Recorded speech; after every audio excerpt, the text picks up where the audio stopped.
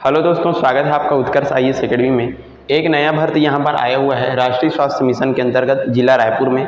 यहाँ पर टोटल जो है 49 पद होने वाले हैं। सभी पदों का जो है हम जानकारी इस वीडियो में बताने वाले हैं। कौन कौन सी योग्यता इसकी होने वाली, कितनी सैलरी इसमें दिया जाएगा, सारी चीज़ों को इस वीडियो में जो है डिस्कस करने वाले हैं। तो चलिए शुरू करते हैं। सबसे पहले आपको बता दूं, इसकी जो आवेदन करने की तिथि है वो आपकी होने वाली है 16 अप्रैल 2026 से लेकर के 20 मई यानी कि 2026 तक इसका जो आवेदन करने का जो तिथि है वो होने वाला है। चलिए अब एक एक पद को जो है यहाँ पर समझते हैं और क्या क्या इसका जो क्वालिफिकेशन होने वाला है इसके बारे में बताते हैं। तो सबसे पहला पद यहाँ पर दिया गया है लेबोरेटरी टेक्नीशियन का, और इसका जो क्वालिफिकेशन है वो होने वाला है DMLT और BMLTS पैरामेडिकल कोर्सर। तो इस तरह से सारी जो क्वालिफिकेशन है यहाँ पर दिया गया है। अगला पद है डेंटल सर्जन का। तो डेंटल सर्जन का यदि हम क्वालिफिकेशन देखें तो यहाँ पर दिया गया है MDS with registration in CG medical council. फिर है डेंटल असिस्टेंट। तो डेंटल असिस्टेंट का पद यहाँ पर जो क्वालिफिकेशन दिया गया है कि 1 year course of lab technician और एक्सपीरियंस भी यहाँ पर 2 year experience in dental college clinic यहाँ पर दिया गया है। अब देखते हैं अगला पद है MO आयुष का। इसका जो क्वालिफिकेशन यहाँ पर दिया गया है BHMS, BAMS या BUMS डिग्री यहाँ पर क्वालिफिकेशन लिया जा रहा है। अगला है यहाँ पर डेंटल असिस्टेंट का। तो इसमें है diploma in dental technology from recognised institution, यहाँ पर इसका क्वालिफिकेशन दिया गया है। स्टाफ नर्स का यदि हम बात करें पद का, तो इसका क्वालिफिकेशन रखा गया है BSc नर्सिंग या पोस्ट बेसिक BSc नर्सिंग का। फिर है कुक कम केयर टेकर का। तो यहाँ पर इसका जो क्वालिफिकेशन रखा गया है 8th पास यानी कि 8वीं पास रखा गया है, जो कुक कम केयर टेकर का पद है उसमें। फिर है फीडिंग डेमोन्स्ट्रेटर का। तो इसमें इसका जो पद है इसमें क्वालिफिकेशन रखा गया है BSc होम साइंस में। फिर है अटेंडेंट NRC का पद है, यहाँ पर जो है 8वीं पास भी दिया गया है, और जो आया बाई है उसका भी जो क्वालिफिकेशन रखा गया है 8वीं पास यहाँ पर रखा गया है। अगला पद यहाँ पर दिया गया है काउंसलर। तो इसका जो क्वालिफिकेशन रखा गया है PG डिग्री यहाँ पर दिया गया है। फिर है साइकोलॉजिस्ट क्लिनिकल का पद यहाँ पर है। इसमें जो है बोला जा रहा है कि MPhil साइकोलॉजी, और यदि योग्यता न होने की दशा है तो यहाँ पर जो है MSc या MS साइकोलॉजी लेगुलर को जो है प्राथमिकता यहाँ पर दिया जाएगा।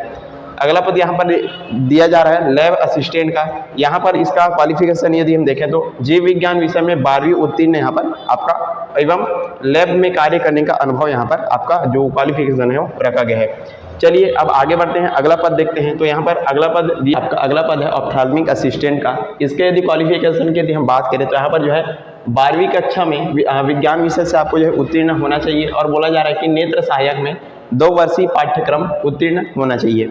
ये था आपका ऑप्थेल्मिक असिस्टेंट का। अगला पद है काउंसलर ब्लड बैंक के लिए। तो यहाँ पर PG degree diploma in psychologist यहाँ पर इसका जो क्वालिफिकेशन है वो दिया जा रहा है। अगला पद है आपका अटेंडेंट NPHCE का। फिर इसमें जो है जो 12वीं पास है उसका जो क्वालिफिकेशन रखा गया है। फिर अटेंडेंट इसमें SA करके दिया गया है, तो यहाँ पर भी जो है 12वीं पास जो है आपका क्वालिफिकेशन रखा गया है। वार्ड अटेंडेंट पद की यदि हम बात करें तो यहाँ पर जो है सेकेंडरी उत्तीर्ण के साथ अस्पताल में कार्य करने का 1 वर्ष का अनुभव यहाँ पर क्वालिफिकेशन रखा गया है वार्ड अटेंडेंट का। अगला है आपका डेंटल सर्जन का पद। इसमें जो है MDS with registration in CG medical counselling का यहाँ पर क्वालिफिकेशन रखा गया है। फिर है फार्मासिस्ट का। तो यहाँ पर जो है डिग्री और डिप्लोमा इन फार्मेसी का यहाँ पर जो क्वालिफिकेशन है रखा गया है। आगे देखते हैं ऑप्थेल्मिक असिस्टेंट NUHM के लिए। तो यहाँ पर भी जो है 12वीं उत्तीर्ण जो है रखा गया है विज्ञान विषय में के साथ, और नेत्र सहायक में जो है 2 वर्षीय आपका पाठ्यक्रम उत्तीर्ण होना चाहिए। अगला पद देखते हैं यहाँ पर काउंसलर का। तो इसमें इसकी योग्यता की यदि हम बात करें तो यहाँ पर दिया गया है मास्टर इन साइकोलॉजी और सोशियोलॉजी आप जो है इसका योग्यता रखा गया है। अगला पद है क्लिनिकल साइकोलॉजिस्ट का। इसके पद की यदि हम बात करें तो यहाँ पर है MPhil और साइकोलॉजी, यदि योग्यता न होने की दशा में जो है MSc साइकोलॉजी यहाँ पर आपका मान्य किया जाएगा। फिर है अगला पद है पेयर सबोर्डर का। तो इसमें जो है 12वीं पास के यहाँ पर साइंस विषय से जो है योग्यता इसका जो है रखा गया है। तो ये जो है पदों के जो है नाम थे, उनका थोड़ा यहाँ पर कौन कौन सी योग्यताएं थी इनका विवरण यहाँ पर दिया गया है। यदि आपको जो है इसका PDF चाहिए तो आप जो है हमारे टेलीग्राम से जो है जुड़ सकते हैं, और वहाँ से आपका जो पूरा PDF है इसका मिल सकता है, और वहाँ से आप जो है ज़्यादा जो जानकारी है इसका ले सकते हैं। चलिए आगे देखते हैं और क्या क्या यहाँ पर दिया गया है। तो यहाँ पर जो सारे के सारे जो पद हैं उनके जो है लिखित परीक्षाएं लिया जाएगा, साथ ही साथ साक्षात्कार यानी कि जो इंटरव्यू है वो भी आपका होने वाला है। और जैसा मैंने आपको परीक्षा तिथि बताया 16 अप्रैल से 2026 से लेकर के 20 मई 2026 तक जो है आप आवेदन कर सकते हैं। तो लिखित परीक्षा और साक्षात्कार यहाँ पर आपका लिया जाएगा। आगे देखते हैं, यहाँ पर लिखा गया है कि यदि आप जो है शासकीय, अर्ध शासकीय या निजी संस्थानों में कार्यरत कर्मचारी हैं और आप जो है आवेदन करना चाहते हैं, तो आपके जो संबंधित संस्थान है वहाँ के नियोक्ता के अनापत्ति प्रमाण पत्र सहित जो है आपको आवेदन करना है या फिर प्रस्तुत यहाँ पर करना है। और विज्ञापन की जो तिथि में समस्त जो शैक्षणिक और अन्य जो अहारतें हैं पूर्ण होनी चाहिए, किसी प्रकार की जो है त्रुटियां आपका नहीं होना चाहिए, अन्यथा आवेदन पर विचार नहीं किया जाएगा, आपका जो आवेदन है उसको जो है रिजेक्ट कर दिया जाएगा। आगे देखते हैं, यहाँ पर जो है आयु सीमा की यदि हम बात करें तो संविदा भर्ती के लिए जो न्यूनतम आयु सीमा रखा गया है 18 वर्ष और अधिकतम 70 वर्ष जो है चिकित्सक की जो पद है उनके लिए रखा गया है। और जो बाकी जो पद है जैसे कि जो प्रबंधकीय पद है उनके लिए 64 वर्ष की जो आयु है यहाँ पर रखी गई है। आयु की गणना जो है 1 जनवरी 2026 के अनुसार यहाँ पर की जाएगी। तो ये आयु पद के बारे में हमने बात कर लिया। अब यहाँ पर जो है जैसे लिखित परीक्षा होगा, साथ ही साथ जो है साक्षात्कार जो है यहाँ पर आपका किया जाएगा।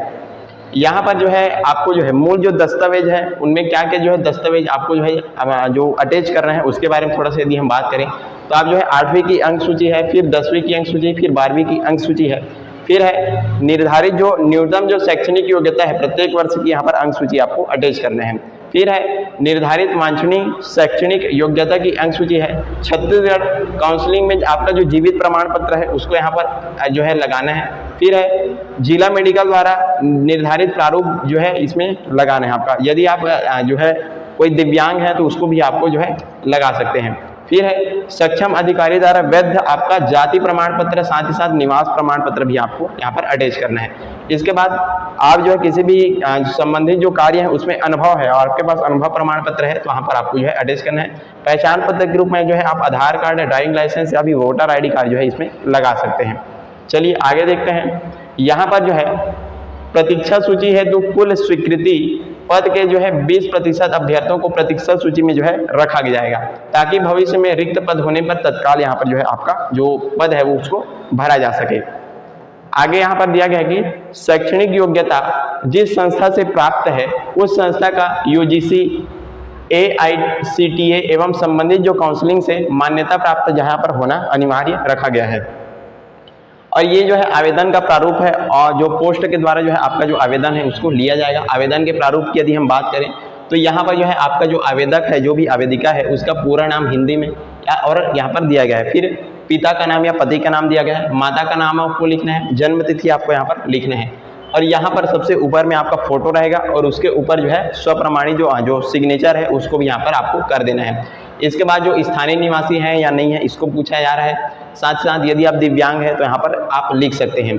फिर यहाँ पर भूतपूर्व सैनिक यानी कि सैनिक यदि आप रहे हैं तो हाँ या ना में यहाँ पर जवाब दे सकते हैं। स्थानीय निवास भरना है, आपका जो पता है यहाँ पर भरना है, वर्तमान जो पता है आपका यहाँ पर दिया जा रहा है। इसके बाद मोबाइल नंबर भी आप यहाँ पर दे सकते हैं। फिर शैक्षणिक योग्यता, क्या क्या आपकी जो है योग्यताएं हैं उनको आपको जो इनबॉक्स में जो है भर देना है। और संस्था का नाम, जैसे आप जो है किसी भी संस्था में यदि कार्यरत है तो उस संस्था के बारे में यहाँ पर जो है विवरण आपको दे देना है। और कौन कौन से जो प्रमाण पत्र की सूची आप जो है इसमें संलग्न किए हैं उनको भी आपको जो है बता देना है। अंतिम में आपको जो है स्थान और दिनांक लिख देना है और यहाँ पर आपको जो है आवेदक जो आवेदिका है उनका सिग्नेचर आपको कर देना है। तो ये था एक छोटा सा इन्फॉर्मेशन जो नोटिफिकेशन आया हुआ है, इसके बारे में वीडियो था। आई होप आपको जो सारी चीज़ें अच्छे से समझ में आ गई होगी। और यहाँ पर यदि हम इसके वेतन की यदि हम बात करें तो इसका अधिकतम वेतन रखा गया है 31,500 तक का जो अधिकतम वेतन है रखा गया है। अलग अलग पदों में जो है आपको अलग अलग जो वेतन है यहाँ पर दिए गए हैं। और इसकी जो सारी जानकारी, अच्छी से जानकारी यदि आपको लेना है तो हमारे टेलीग्राम से जाकर के इसका जो PDF है उसको देख सकते हैं, वहाँ से आप अच्छी से जानकारी जो है प्राप्त कर सकते हैं। तो चलिए आज के लिए बस इतना ही। Thank you so much.